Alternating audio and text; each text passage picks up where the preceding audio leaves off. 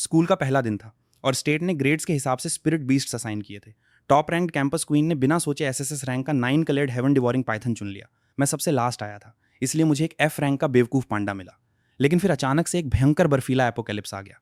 पर पांडा के साथ मेरे कॉन्ट्रैक्ट की वजह से मुझे उसकी जन्मजात ताकत मिल गई, cold immunity art. Campus queen का पाइथन अभी डेवलप भी नहीं हो पाया था कि एपोकैलिप्स के पहले ही दिन ठंड से जमकर मर गया। जलन के मारे कैंपस क्वीन ने दूसरों के साथ मिलकर मेरे पांडा पर हमला कर दिया। उसने मेरी आंखों के सामने उसकी कोल्ड इम्यूनिटी छीन ली। मैं अकेला था और पूरी तरह टूट चुका था। मैं बेहोश हो गया और जब दोबारा मेरी आंखें खुलीं तो मैं वापस उसी दिन पहुंच चुका था जिस दिन हमने स्पिरिट बीस्ट चुने थे। जैसे ही मैं पहले की तरह पांडा को उठाने वाला था, सु युतोंग अचानक चिल्लाई, रुको, 9 कलर्ड हेवन डिवोरिंग पाइथन तुम्हारा है, मुझे वो पांडा चाहिए। पूरी क्लास में सन्नाटा छा गया, यहाँ तक कि हमारी होमरूम टीचर वांग शुफेन भी हैरान रह गई। 9 कलर्ड स्काई सॉलोइंग पाइथन 10,000 सालों में एक बार दिखने वाला एक माइथोलॉजिकल बीस्ट था। वहीं वो एफ रैंक का गंदा सा पांडा किसी काम का नहीं था, जो सिर्फ बांस चबाने के अलावा कुछ नहीं जानता था। युतोंग, क्या तुम्हारा दिमाग खराब हो गया है? ये स्काई डिवोरिंग पाइथन 1000 सालों में एक बार मिलता है। वो बेवकूफ बांस चबाने वाला पांडा तो इसके सामने कुछ भी नहीं है। बेवकूफी बंद करो और गुबेई के साथ इसे तुरंत वापस बदलो। मिस वांग, गुबेई क्लास में पहले से ही लास्ट है। अगर उसे सबसे बेकार स्पिरिट बीस्ट भी मिल गया तो उसका फ्यूचर बर्बाद हो जाएगा। मैं बहुत काबिल हूँ, मैं एक एफ रैंक के स्पिरिट बीस्ट को भी बहुत ताकतवर बना सकती हूँ। इसलिए मैं गुबेई के साथ स्पिरिट बीस्ट बदलने के लिए तैयार हूँ। उसके इतना बोलते ही हेड टीचर और बाकी क्लासमेट्स उसकी तारीफें करने लगे। देखा, इसे कहते हैं सच्चा जीनियस। टॉप ग्रेड्स और इतना साफ दिल, कुछ लोगों की तरह नहीं। गुबेई, तुम वहां खड़े खड़े क्या देख रहे हो? जल्दी से युतोंग को थैंक यू बोलो। अरे, अपनी ये झूठी हमदर्दी अपने पास रखो, मुझे सिर्फ ये पांडा चाहिए। क्या? गुबेई, इतने जिद्दी मत बनो। मुझे पता है तुम्हें अपनी ईगो प्यारी है, लेकिन ये तुम्हारे फ्यूचर का सवाल है। मैं सच में ये तुम्हारे भले के लिए कर रही हूँ। मेरे भले के लिए? तुम भी रिबॉर्न होकर आई हो ना। पिछली जिंदगी में तुमने स्काई डिवोरिंग पाइथन को चुना था और मुझे वो पांडा मिला था जिससे सब नफरत करते थे। आधे महीने बाद बर्फीला एपोकैलिप्स आ गया। तुम्हारा वो शाही खून वाला पाइथन पहले ही दिन ठंड से मर गया क्योंकि उसकी ग्रोथ बहुत स्लो थी। लेकिन मेरा पांडा, जिसे मैंने एक एक निवाला खिलाकर पाला था, उसने कोल्ड इम्यूनिटी हासिल कर ली, जिसकी वजह से सिर्फ मैं ही ठंड से बच सका। तुम्हें जलन हुई, इसलिए तुम मेरे पांडा को मुझसे दूर करने की कोशिश करने लगी ताकि हमारा बॉन्ड टूट जाए। जब उसने तुम्हें इग्नोर कर दिया तो तुमने अफवाह फैला दी कि स्पिरिट बीस्ट का टैलेंट चुराने से कोल्ड इम्यूनिटी मिल जाती है। फिर तुम भीड़ को लेकर आई और मेरे पांडा को नुकसान पहुंचाया।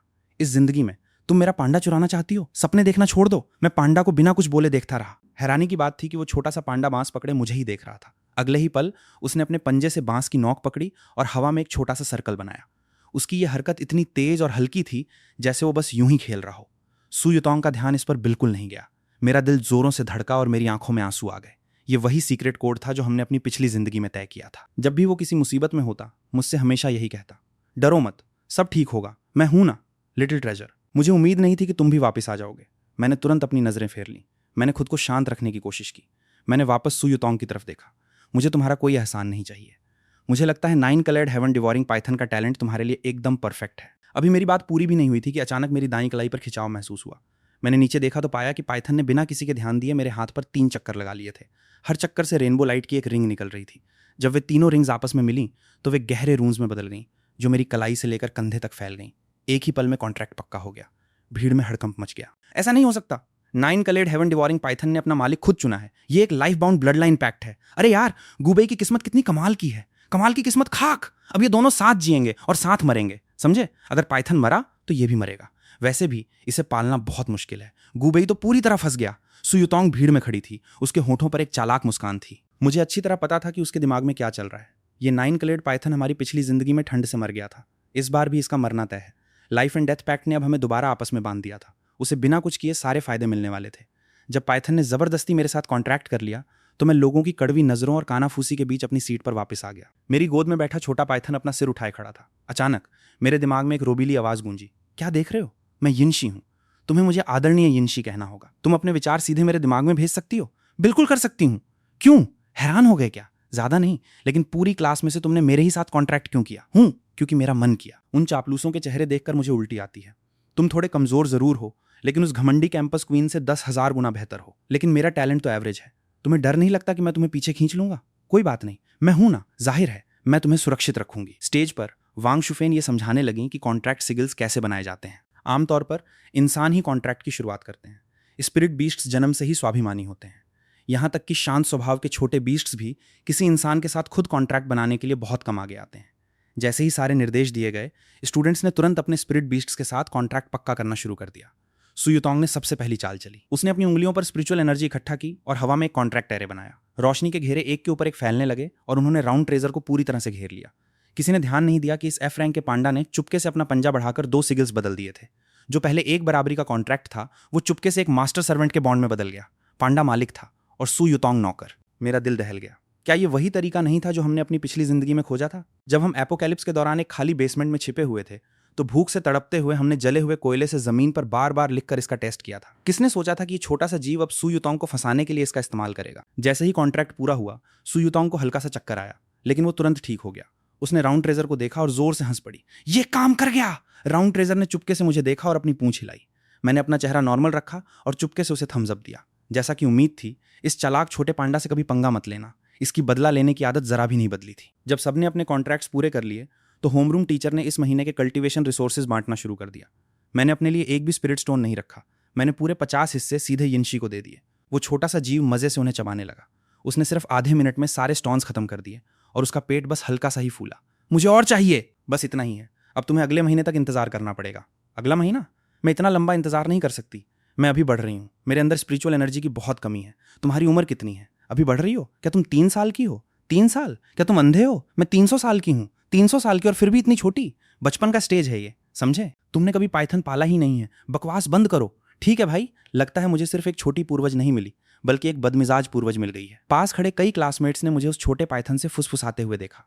सब सिर हिलाने लगे। क्या गुबई पागल हो गया है? उसने अपने सारे रिसोर्सेज उस छोटी सांप को खिला दिए और अपने लिए कुछ नहीं रखा। क्या वो अपना कल्टीवेशन छोड़ रहा है? उसने शायद क्लास में ध्यान नहीं दिया। उसे पता ही नहीं कि स्पिरिट बीस्ट्स बहुत धीरे धीरे बढ़ते हैं। उसे स्पिरिट स्टोन्स अपने पास रखने चाहिए थे। होमरूम टीचर वांग शुफेन ने यह देखा और गुस्से में बोली, गुबेई, इस तरह रिसोर्सेज बर्बाद मत करो। अगर तुम अपने सारे रिसोर्सेज स्पिरिट बीस्ट पर लुटा दोगे और टेस्ट में फेल हो जाओगे तो मैं तुम्हारी कोई मदद नहीं कर पाऊंगी। मैं बस हल्का सा मुस्कुराया। मैंने अपनी सफाई में कुछ नहीं कहा। सच कहूं तो पिछली जिंदगी में भी मैं राउंड ट्रेजर के साथ बहुत उदार था। ज्यादातर लोग 60% रिसोर्सेज खुद रखते हैं और अपने स्पिरिट बीस्ट को 40% देते हैं। सिर्फ मैं ही था जिसने राउंड ट्रेजर के साथ सब कुछ आधा आधा बांटा था।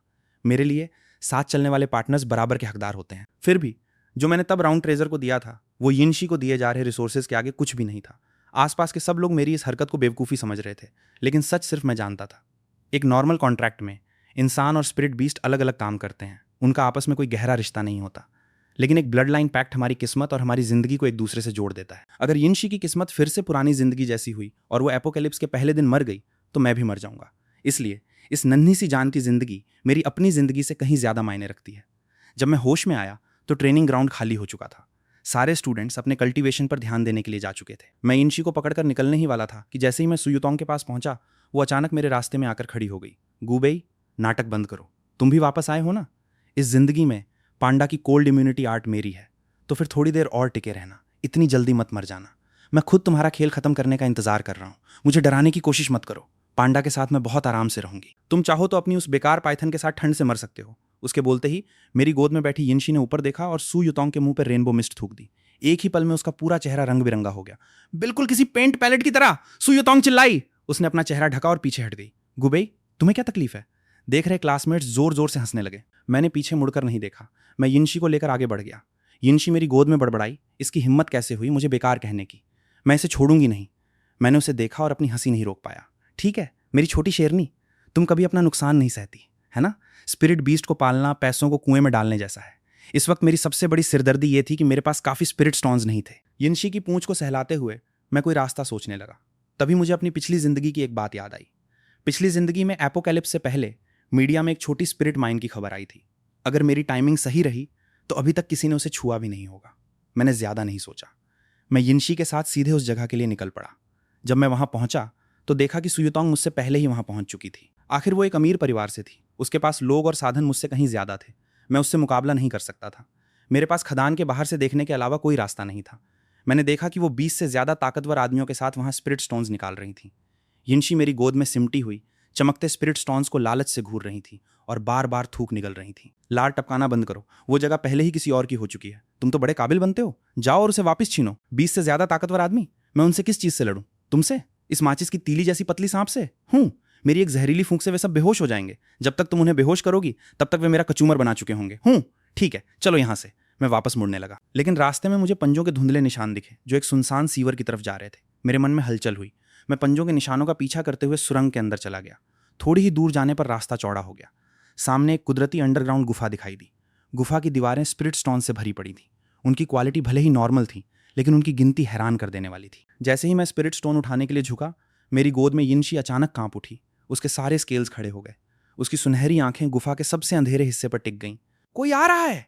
उसकी मौजूदगी बहुत ताकतवर है। मुझे भी महसूस हुआ। अंधेरे में से भयंकर दबाव महसूस हो रहा था, जैसे कोई विशाल बीस्ट धीरे धीरे पास आ रहा हो। दीवारों से पत्थर टूटकर गिरने लगे। मेरा दिल बैठ गया। मैं तुरंत पीछे हटा।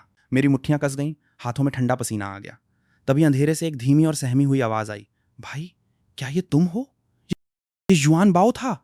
मैंने अपनी पिछली जिंदगी में उसका नाम यही रखा था। उसका प्यार का नाम छोटे बाओ था। वो अपने दिमाग से मुझसे बात कर रहा था। मेरी आंखें भर आईं। यिनशी ने तुरंत अपना सिर घुमाया। उसकी सुनहरी पुतलियां अंधेरे पर टिकी थीं। गंदे भूरे बाल वाले, तुम वहां छिपकर क्या कर रहे हो? यिनशी, तुम इनमें से ज्यादा स्पिरिट स्टोन्स खा लो। जल्दी बड़ी हो जाओ। बाद में तुम्हें मेरी जगह इसकी रक्षा करनी होगी। अरे वाह, क्या ये मुझे तुम बताओगे? हमारी जानें एक दूसरे से जुड़ी हैं। जाहिर है मैं इसकी रक्षा करूंगी। मेरा दिल भर आया। इस जिंदगी में सु युतोंग युआन बाओ को मुझसे दूर ले गई थी, फिर भी उसे मेरी फिक्र थी। मैं अपनी पिछली जिंदगी का एक एक हिसाब नहीं भूला हूं। इस जिंदगी में पाई पाई का हिसाब चुकता होगा। मुझे भी गिन लेना। तुम भी अपना ख्याल रखना। बढ़िया। हा। वो दम घोटने वाला दबाव पूरी तरह खत्म हो गया। यिनशी ने राहत की सांस ली। अब ये सब मेरा है। सपने देखना बंद करो। ये मेरा है, ठीक है? मैं तुम्हें थोड़ा हिस्सा दे दूंगी, लेकिन बाकी सब मैं रखूंगी, ठीक है? तो तुम मेरे लिए ध्यान रखना। मैंने अपना कोट निकाला और उसे झोले की तरह इस्तेमाल किया। जब तक यिनशी कुछ समझ पाती, मैंने उस पूरी दीवार के सारे स्पिरिट स्टोन्स निकाल लिए थे। युआन बाओ की बातें जल्द ही सच साबित हुई। सु युतोंग को कुछ नहीं पता था। उसने इस पांडा को खिलाने के चक्कर में अपने पूरे परिवार को कंगाल कर दिया था। पिछली जिंदगी में उसने देखा था कि इस पांडा ने एपोकैलिप्स के पहले ही दिन अपनी ताकत जगा ली थी, और उसकी ठंड से बचाने वाली ताकत सबसे बड़ी जीवन रक्षक बन गई थी। इसलिए इस जिंदगी में वो इसे सबसे ताकतवर बनाने के लिए पानी की तरह पैसा बहा रही थी। उसने सबसे पहले अपनी 20 लाख से ज्यादा की सेविंग स्पिरिट स्टोन मार्केट में लगा दी और 200 स्पिरिट स्टोन्स खरीद लिए। लेकिन युआन बाओ ने एक हफ्ता भी नहीं लगाया और सारे स्टोन्स चबा गया। ये तो बिल्कुल भी नहीं बढ़ा। मेरी याददाश्त के हिसाब से तो ये तेज बढ़ता था। आखिर चल क्या रहा है? पिछली जिंदगी में उस गरीब गूबेई के पांडा ने कोल्ड इम्यूनिटी जगा ली थी। मैंने इस पर इतना पैसा बहाया, फिर भी ये इतना छोटा सा ही है। क्या गड़बड़ हुई? उसे अंदाजा भी नहीं था कि युआन बाओ चुपके से अपनी 1/3 स्पिरिचुअल एनर्जी मुझे दे रहा था। वो जानबूझकर अपनी ग्रोथ रोक रहा था। सु युतोंग के पास अपने घर वालों से पैसे मांगने के अलावा कोई रास्ता नहीं बचा। पापा, मुझे 2 करोड़ रुपए भेजो। मुझे और स्पिरिट स्टोन्स खरीदने हैं। 2 करोड़? तुमने पिछले हफ्ते ही 1 करोड़ लिए थे। वो एफ रैंक का पांडा और कितना खाएगा? वो एफ रैंक का बिल्कुल नहीं है पापा। वो एक प्राचीन दिव्य बीस्ट की औलाद है। पापा, मेरा यकीन करो, एपोकैलिप्स बहुत जल्द आने वाला है। ये पांडा हमारे पूरे परिवार को बचा सकता है। युतोंग, बात कंजूसी की नहीं है। हमारे फैमिली बिजनेस में भी पैसों की तंगी चल रही है। 2 करोड़ कोई छोटी रकम नहीं होती। तुम बार बार कह रही हो कि प्रलय आने वाली है। इसका क्या सबूत है? मैं पापा को कैसे यकीन दिलाऊं कि मुझे ये सब पहले से पता था? ये लड़की हमेशा से जिद्दी रही है। एक बार जो ठान ले वो करके ही मानती है। ठीक है, मैं एक बार फिर तुम पे भरोसा करता हूँ। ये 1 करोड़ लो। ये कंपनी का आखिरी कैश है। इसे ले जाओ, लेकिन ये आखिरी बार है। अगर तुम्हारी कहीं प्रलय नहीं आई तो उस भालू को फेंक देना और सीधे स्कूल जाना। थैंक यू पापा। अब हमारे पास इतने सारे स्पिरिट स्टोन्स हैं, पांडा जरूर ताकतवर बनेगा। वो स्पिरिट स्टोन्स लेके स्कूल वापस आ गई। युआन बाओ कल्टीवेशन के लिए सिर्फ 1/3 एनर्जी इस्तेमाल करता था। बाकी चुपके से स्टोर कर लेता था। कुछ हिस्सा मुझे ट्रांसफर कर दिया जाता था और बाकी बैकअप के तौर पे रख लिया जाता था। सु युतोंग ने देखा कि वो अभी भी एक आम छोटे भालू जितना ही बड़ा था। उसकी गर्माहट सिर्फ 10 स्क्वायर मीटर तक ही फैलती थी। चिंता के मारे उसे नींद नहीं आ रही थी। क्या हो रहा है? तुम बड़े क्यों नहीं हो रहे? क्योंकि तुम्हारा दिल काला है। तुम इसके लायक नहीं हो। लगता है मुझे फिर से पापा से मदद मांगनी पड़ेगी। पापा, मुझे 2 करोड़ और चाहिए। सु युतोंग, कंपनी के सारे अकाउंट्स खाली हो चुके हैं। तुम्हारी माँ गुस्से में अस्पताल में भर्ती हैं। हमें तुम्हारे भाई की फीस के लिए उधार लेना पड़ा है। तुम कब तक ये नौटंकी करती रहोगी? पापा, मैं कोई नौटंकी नहीं कर रही। 3 दिन में एपोकैलिप्स आने वाला है। बस एक आखिरी बार मुझ पे भरोसा कर लो।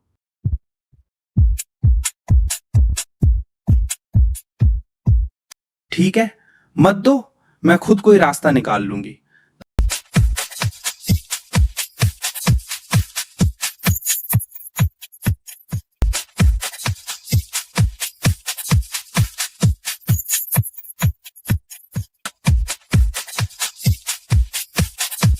तभी सु युतोंग के फोन पर एक मैसेज आया। उसके पापा का टेक्स्ट था, आज से हमारा बाप बेटी का रिश्ता खत्म। सु युतोंग मैसेज को घूरती रही। उसकी आंखों से खामोशी से आंसू बहने लगे, लेकिन उसके हाथ नहीं रुके।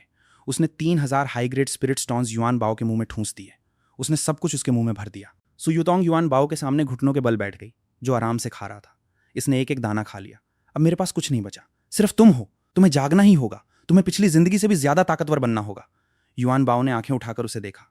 उसकी आंखें लाल और सूजी हुई थीं, होंठ सूखे हुए और बाल बिखरे हुए थे।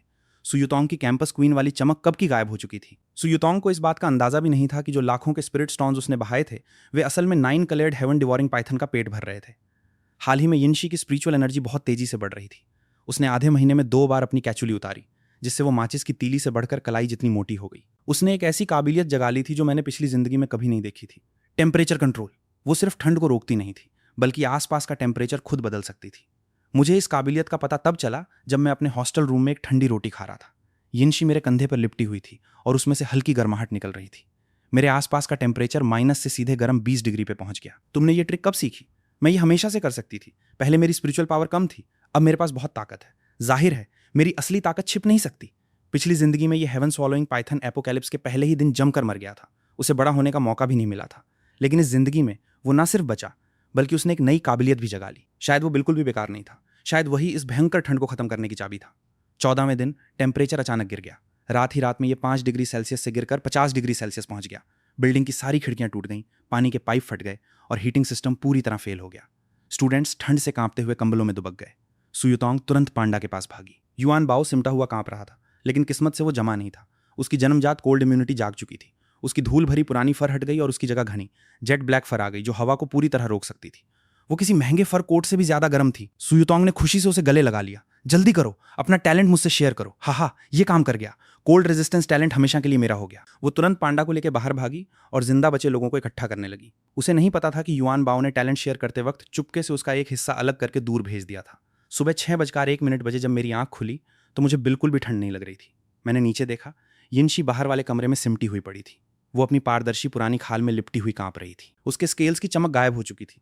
उसकी टेम्परेचर कंट्रोल वाली ताकत एकदम खत्म लग रही थी। यिनशी, तुम्हारे टेम्परेचर कंट्रोल को क्या हुआ? मेरी कैचुली उतर रही है। मेरी सारी स्पिरिचुअल पावर इसमें लगी हुई है। मैं टेम्परेचर कंट्रोल नहीं कर सकती। अरे नहीं, हमारा life and death blood pact है। अगर ये ठंड से मर गई तो मैं भी मर जाऊंगा। मैं तुरंत उसे अपनी कलाई से हटाकर अपने सीने से लगा लेता हूं ताकि अपने शरीर की गर्माहट दे सकूं।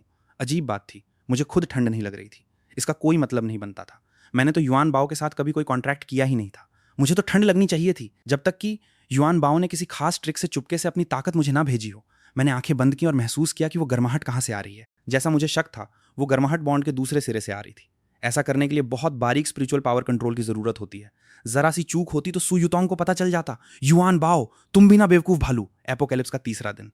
जगह आधिकारिक तौर पर सर्वाइवल मोड में आ गई।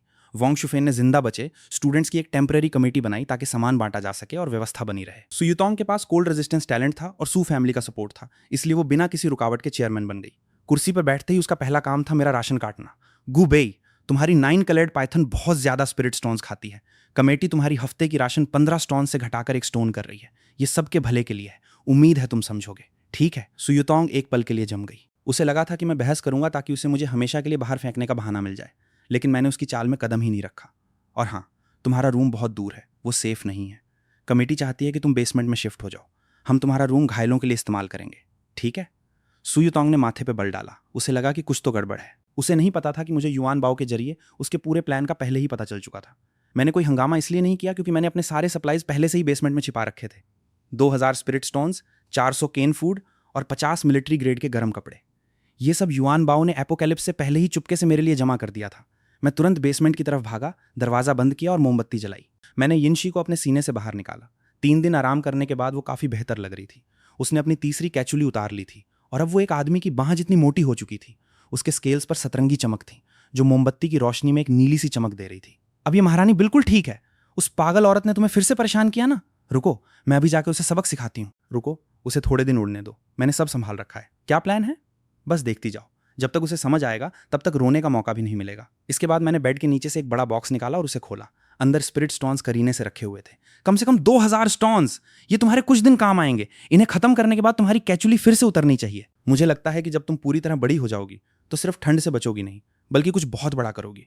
तुम मुझसे क्या करवाना चाहते हो? पुराने शास्त्रों में लिखा है कि 9 कलर्ड हेवन डिवोरिंग पाइथन धरती और आकाश को निगल सकती है और मौसम बदल सकती है। शायद तुम इस भयंकर ठंड को हमेशा के लिए खत्म कर दो। जाहिर है मैं कर सकती हूँ। जब तक तुम मुझे काफी स्पिरिट स्टोन्स देते रहोगे, मैं कुछ भी कर सकती हूँ। ठीक है, अब बकवास बंद करो और चुपचाप स्टोन्स खाओ। एपोकैलिप्स का 7वां दिन। ठंड की दूसरी लहर आई। टेम्परेचर गिरकर 70 डिग्री सेल्सियस पहुंच गया। सुयुतोंग के साथ अब 300 से ज्यादा लोग जुड़ चुके थे। उन्होंने एकेडमी की मेन बिल्डिंग पर कब्जा करके उसे अपना ठिकाना बना लिया था। वो रोज छत पर खड़े होकर चिल्लाती, सू फैमिली के साथ जुड़ो और इस मुसीबत से बचो, लेकिन अंदर ही अंदर उसकी घबराहट बढ़ रही थी।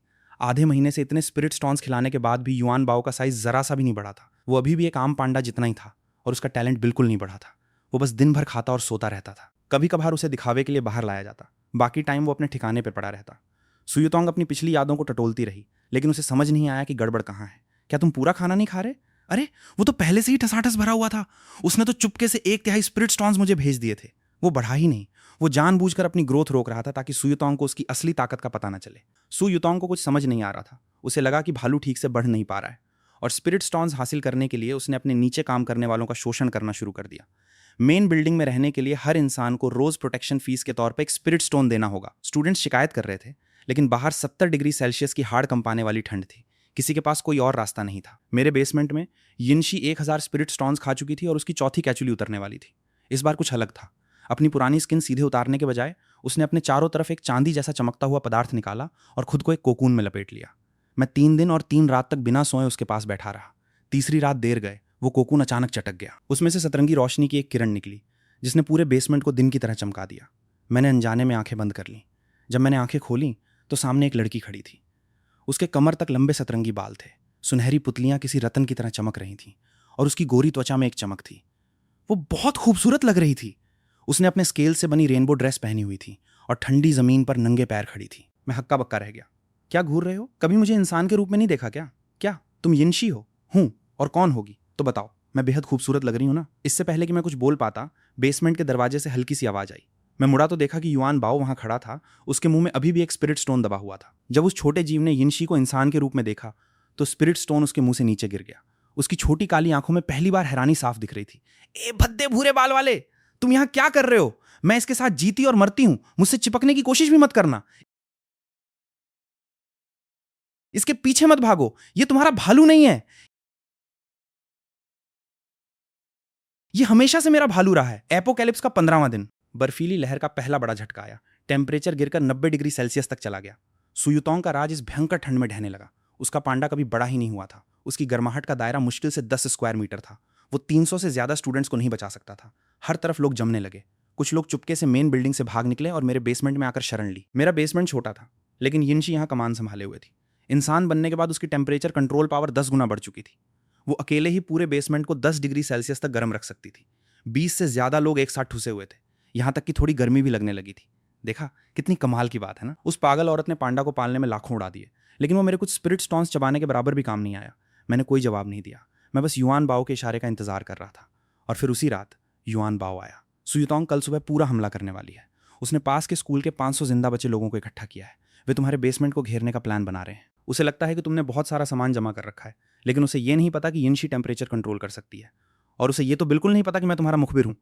कल सुबह 3 बजे तुम अपनी मेन टीम को ईस्ट वाले दरवाजे पर भेजना। वेस्ट साइड पर सिर्फ 10 लोग पहरा देंगे। तुम वेस्ट साइड से निकलना, प्लेग्राउंड का चक्कर काटना और लाइब्रेरी के पीछे वाले गुप्त रास्ते से मेन बिल्डिंग में घुस जाना। गुप्त रास्ते का दरवाजा लाइब्रेरी की पूर्वी दीवार पर किताबों की तीसरी लाइन के पीछे है।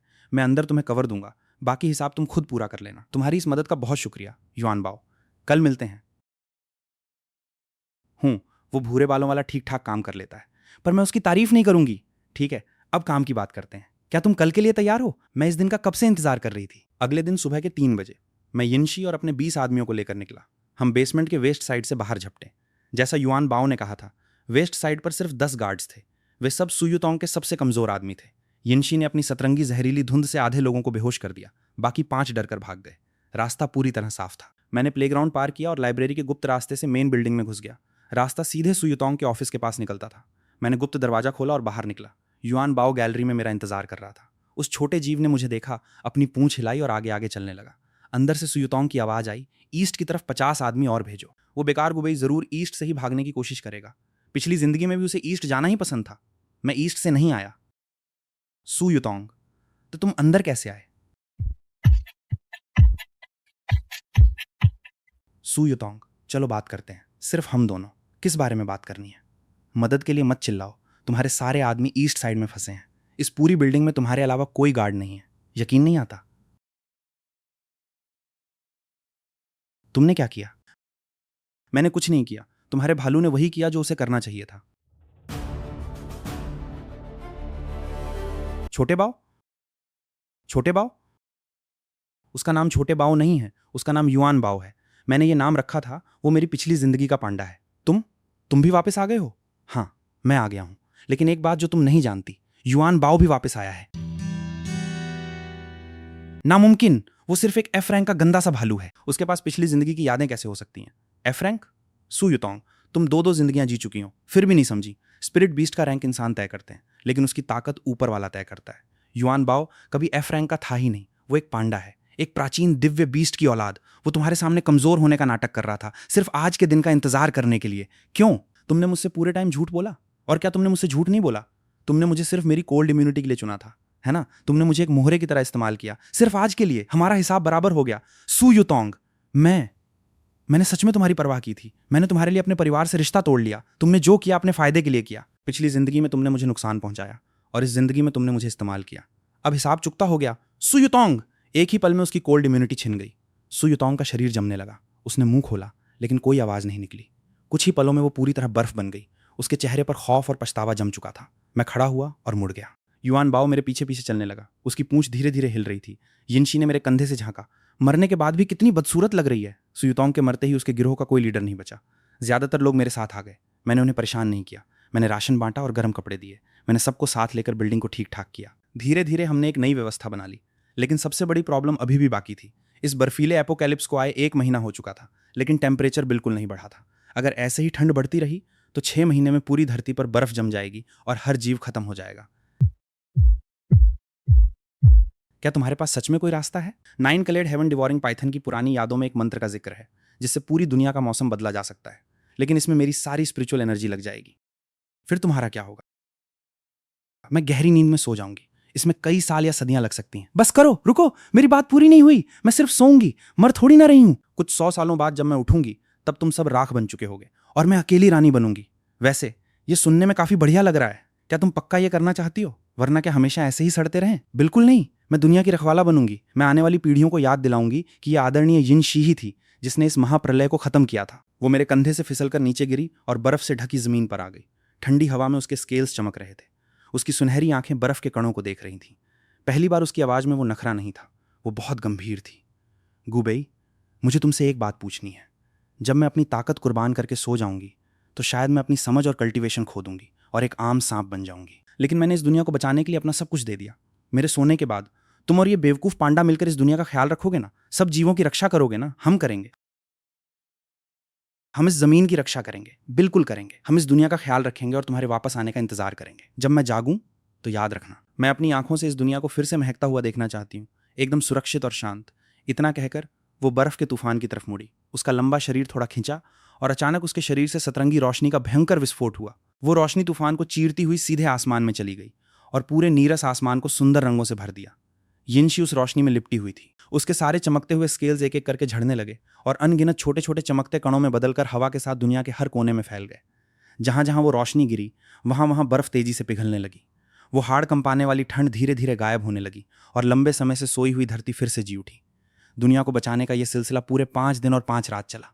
मैं छत पर खामोश खड़ा रहा। मैं एक कदम भी पीछे नहीं हटा। युआन बाओ मेरे पैरों के पास एकदम शांत बैठा रहा।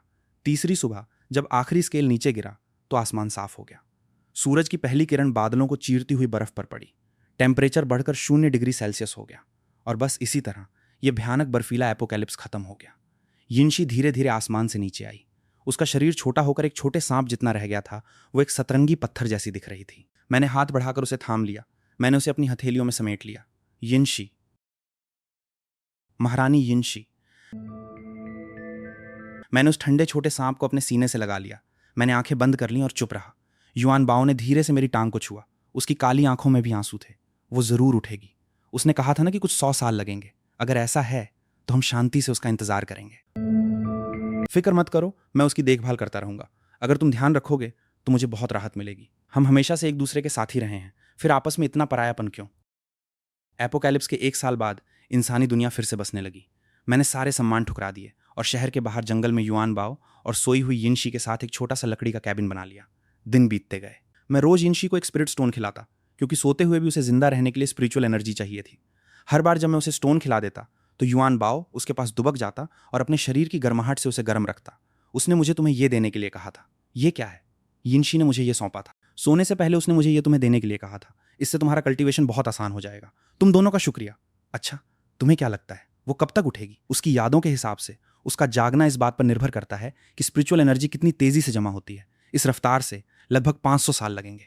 500 साल? मैं उतना लंबा नहीं जिएगा। मैं तुम्हें अपनी आधी उम्र दे सकता हूँ। स्पिरिट बीस्ट का कॉन्ट्रैक्ट हमें अपनी जिंदगी शेयर करने की ताकत देता है। सच में? हाँ, हम जीने मरने के साथी हैं ना। अगर तुम तैयार हो तो ठीक है, 500 साल हम मिलकर इंतजार करेंगे। खिड़की के बाहर बसंत की बर्फ पिघल चुकी थी। पहला जंगली फूल चुपके से खिल उठा था। केबिन की अंगीठी में लकड़ी के जलने की आवाज आ रही थी। मैं सोफे पर टिका बैठा था। युआन बाओ मेरी बाईं टांग के पास दुबका हुआ था और यिनशी मेरी दाईं कलाई पर एक सतरंगी कंगन की तरह शांत लिपटी हुई थी। इंसानी दुनिया फिर से संवर रही थी। खंडहरों पर नए मकान बन रहे थे। मैं खड़ा हुआ और दरवाजे के पास जाकर दूर चमकती लाइटों को देखने लगा। नीचे का शहर एपोकैलिप्स के साए से काफी आगे निकल चुका था। चहल पहल भरी सड़कें और ढेरों नए घर। उस साल की वो भयानक ठंड अब बुजुर्गों की कहानियों की एक मिसाल बन चुकी थी। मैं कभी कभार युआन बाओ को लेकर दोस्तों से मिलने और दुनिया की इस नई रौनक को देखने नीचे जाता, लेकिन आखिर में मेरा दिल पहाड़ों में ही रमता और मैं अपने वादे वाले इस केबिन में वापस लौट आता। युआन बाओ रोज स्पिरिट स्टोन्स और जड़ी बूटियां जुटाने के लिए पहाड़ों को पार करता था। ज्यादातर स्पिरिचुअल पावर सोई हुई यिनशी को दी जाती थी। वो छोटा जीव हमेशा सबसे बेहतरीन जड़ी बूटियां बचा कर रखता था। पावर देते वक्त वो धीरे से बड़बड़ाता, इस पावर को अच्छे से सोख लो। हर वक्त सोते रहना कोई मजे की बात नहीं है। मैंने एपोकैलिप्स में अनगिनत जीवों को मरते देखा था, इसलिए मैं पहाड़ों में घूम घूम कर मुसीबत में फंसे स्पिरिट बीस्ट्स को बचाने लगा। जंगल में बीस्ट्स अक्सर शिकारियों के जालों में फंस जाते थे। छोटे बच्चे झुंड से बिछड़ जाते थे या किसी के कल्टीवेशन में दिक्कत आ जाती थी। मैं इलाज और एनर्जी देने का काम संभालता था और युआन बाओ अपनी फुर्ती से रास्ता खोजता था। एक इंसान और एक भालू की यह जोड़ी जल्द ही जंगलों की रक्षक बन गई। जिन बीस्ट्स की हमने मदद की थी वे अक्सर हमसे मिलने आते थे। कुछ शुक्रिया अदा करने के लिए फल लाते तो कुछ कैबिन के आसपास ही रहने लगते। कभी कभार कुछ नटखट छोटे बीस्ट्स बेड के पास आकर सोई हुई यिनशी को कौतूहल से घूरते तो युआन बाओ तुरंत उन्हें धीरे से वहां से भगा देता। 500 सालों के लंबे समय में भी एक दूसरे के साथ की वजह से हमारे दिन सुकून और गर्माहट भरे रहे। हम इस जंगल की रक्षा करते हैं। हम दिल से हर जीव की देखभाल करते हैं। काश ये शांति हमेशा बनी रहे।